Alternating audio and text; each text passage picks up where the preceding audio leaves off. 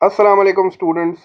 This is a question on number sequence and pattern. Past paper का question है अक्टूबर नवंबर 2023 का। And this is the second part of the question. Question number 4 है, I guess, मुझे याद नहीं है। अगर फर्स्ट पार्ट में तुम लोग को कंफ्यूजन हो रही है तो फर्स्ट पार्ट भी मुझे बता देना, मैं इंशाल्लाह उसको सॉल्व कर दूंगा। अभी फिलहाल सेकंड पार्ट का सोल्यूशन जो है ना वो डिस्कस कर लेते हैं। The question says an expression for the nth term of a different sequence is n square plus an plus b. The first term of the sequence is 3 and the third term of the sequence is 19. We have to find the sixth term of the sequence. अच्छा, अब एक तरह के questions हमने किए थे जिसमें मैं आपको जनरल टर्म देता था और आपसे कहता था कि भाई सिक्स टर्म या सेवन टर्म निकाल लो। तो आप क्या करते थे, जनरल टर्म में एन की जगह पे सिक्स पुट कर देते थे और आपको जो है ना वो टर्म मिल जाती थी। ठीक है, लेकिन यहाँ थोड़ा सा प्रॉब्लम यह आ गया है कि यहाँ एन के अलावा ना ए और बी भी है। तो अगर मैं सिक्स टर्म निकालने के लिए यहाँ एन की जगह पे सिक्स भी रखूंगा ना, तो वो ए और बी की फॉर्म में आएगा, मुझे जो है वो टर्म नहीं पता चलेगी। तो पहला टास्क मेरा ये है कि I have to find the value of a and b. मतलब दो वेरिएबल्स हैं, दो वेरिएबल्स की मुझे वैल्यू फाइंड आउट करनी है। अगर मैं दो वेरिएबल्स के लिए दो इक्वेशंस बना लूँ तो फिर मैं इसको साइमल्टेनियसली सॉल्व करके ए और बी की वैल्यू जो है ना वो बड़ी आसानी से निकाल सकता हूँ, क्योंकि मैंने मार्क्स देखे ना तो मार्क्स हैं इसके 5। इसका मतलब है कि इसमें ठीक ठाक वर्किंग होने वाली है। तो मैं क्या करता हूँ कि चूंकि उसने मुझे दो इन्फॉर्मेशन दी हुई है ना, उसने मुझे बोला है the first term of the sequence is 3 and the third term of the sequence is 19। तो मैं इनसे ना दो इक्वेशंस बनाता हूँ। कैसे? देखो, फर्स्ट टर्म है तो इसका मतलब एन की वैल्यू क्या होगी, एन की वैल्यू होगी 1, है ना। फर्स्ट टर्म है ना, तो इसका मतलब है कि एन की वैल्यू होगी 1।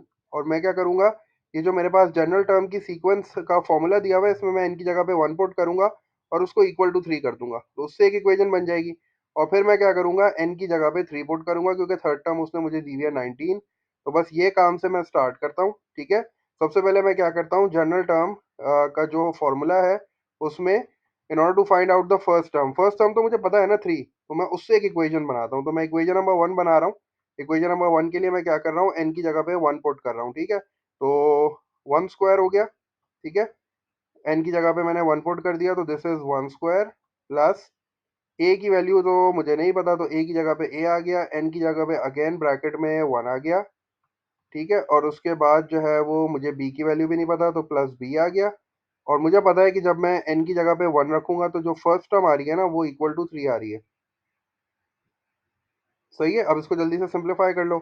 1 स्क्वायर 1 हो गया। ठीक है, और ये मेरे पास हो गया, ए को जब मैं 1 से मल्टीप्लाई करूंगा तो ए हो जाएगा, ये मेरे पास हो जाएगा बी, और this will be equals to 3। अब मैं ये काम कर सकता हूँ कि ए प्लस बी की वैल्यू निकाल सकता हूँ। ए प्लस बी की जो वैल्यू है वो मेरे पास क्या आ जाएगी, ये है +1, वहाँ जाके हो जाएगा -1। तो 3 में से जब मैं -1 करूंगा तो आई विल गेट 2। तो ए प्लस बी जो है ना वो इक्वल्स टू 2 हो गया। This is my first equation. सही है, तो ये मेरी पहली इक्वेशन बन गई। जल्दी से अब मैं दूसरी इक्वेशन भी बना लेता हूँ। दूसरी इक्वेशन का डाटा भी मेरे पास है। अब मुझे क्या करना है, इनकी जगह पे क्या पुट करना है, हैव टू पुट 3। तो 3 पुट करता हूँ जल्दी से, ब्रैकेट बनाया, 3 लिखा, स्क्वायर हो गया। ठीक है, अब उसके बाद जो है वो अब ए लिखना पड़ेगा और ब्रैकेट में फिर 3 लिखना पड़ेगा क्योंकि एन की वैल्यू अब 3 है। और फिर मेरे पास आ जाएगा बी, तो ये प्लस बी हो गया। और ये जो थर्ड टर्म है इसकी वैल्यू आ रही है 19, तो मैंने इक्वल टू 19 कर दिया। सही है, अब जल्दी से इसको सिंप्लीफाई कर लो। What is 3 square, 3 square is 9 and this will be 3a and this will be plus b. 3a plus b equals to 19 हो जाएगा। ये +9 को शिफ्ट कर देता हूँ दूसरी साइड पे, ये वहाँ जाके माइनस हो जाएगा। सही है, और मेरे पास जो इक्वेशन आ जाएगी second equation, that will be 3a plus b, और ये 9 ये प्लस का है, वहाँ जाके माइनस हो जाएगा, तो 19 माइनस 9 विल गिव मी 10। तो this is the second equation. अब मेरे पास दो इक्वेशंस आ गई हैं, जल्दी से इनको साइमल्टेनियसली सॉल्व कर लेता हूँ। I will get the value of a and b, फिर वो मैं पुट करके एन की वैल्यू 6 पुट करूंगा और आई will get the required 6 term भी आ जाएगी मेरे पास जल्दी से। तो अब मैं इसको साइमल्टेनियसली सॉल्व कर रहा हूँ। ए प्लस बी इक्वल्स टू 2 है, तो एक काम करते हैं, काफ़ी देर हो गया हमने एलिमिनेशन से नहीं किया, तो एलिमिनेशन से कर ले। एलिमिनेशन से कर लेते हैं, थोड़ा सा एलिमिनेशन रिवाइज हो जाएगा। वैसे सब्स्टिट्यूशन भी आसान है, लेकिन let's just go for elimination. ठीक है, अच्छा, अब एलिमिनेशन के लिए क्या करना है, बी को जो है ना वो मैं पहले अपनी दोनों इक्वेशंस लिख लेता हूँ। तो ये मेरे पास फर्स्ट इक्वेशन हो गई, a plus b equals to 2, this is my first equation. और मेरी जो सेकंड इक्वेशन है, this is 3a and then again this is plus B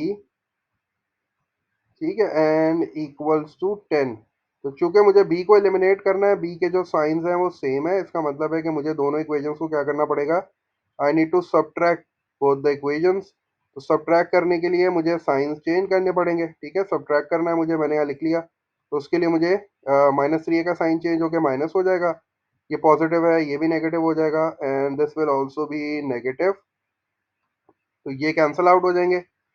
a minus 2a will give me -2a, and this will be equals to -8। ठीक है, क्योंकि 2 में से जब मैं 10 को सब्ट्रैक्ट करूंगा, ये माइनस और अब ये वाला माइनस जो है ये कैंसिल आउट हो जाएंगे। a की वैल्यू मेरे पास आ जाएगी 8 divided by 2, that is equals to 4। तो a की वैल्यू मेरे पास आ गई 4। a की वैल्यू जब 4 आ गई है तो मैं इसको इक्वेशन नंबर 1 में पुट करके जल्दी से b की वैल्यू भी निकाल लेता हूँ। इक्वेशन नंबर 1 थी a plus b equals to 2, ऐसी थी। ठीक है, यही थी बिल्कुल। तो a की जगह पे a की वैल्यू लिख दी 4, और फिर ये मैंने लिख दिया प्लस, ये b आ गया, और इक्वल्स टू 2 हो गया। अब in order to find the value of b, ये 4 यहाँ प्लस का है, उधर जाके क्या हो जाएगा, माइनस का हो जाएगा। 2 में से -4 करूंगा तो मेरे जो b की वैल्यू आ जाएगी, that will B -2। Successfully, I have the values of A and B now. I just need to find out the sixth term now. और मेरे पास जो है वो जनरल टर्म का फॉर्मूला भी मौजूद है। तो T6 के लिए मुझे सिंपल सा काम ये करना है कि मुझे सिर्फ प्लग इन करनी है वैल्यूज। एन की वैल्यू मुझे क्या रखनी है, एन की वैल्यू मैं रखूंगा 6। ए की वैल्यू क्या रखूंगा, ए की वैल्यू जो मैंने फाइंड की है that is 4। And what will be the value of b, b की वैल्यू आ जाएगी -2। जल्दी से फॉर्मूले में पुट कर दो, सॉल्व कर लो, you will get the six term.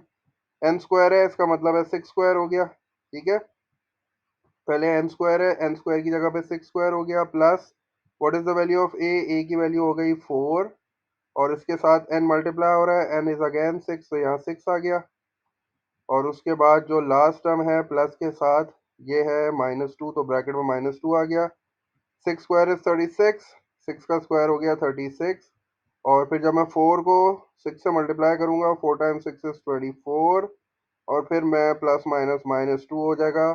तो ये जो है आंसर आ जाएगा 36, ये 6 और 4 आपका हो जाएगा 10, ये हो जाएगा 60। और 60 में से जब मैं 2 माइनस करूंगा तो मेरे पास जो फाइनल आंसर आ जाएगा दैट विल बी 58। तो इसका मतलब ये हो गया कि जो मेरे पास सिक्स टर्म आ रही है that is coming out as 58।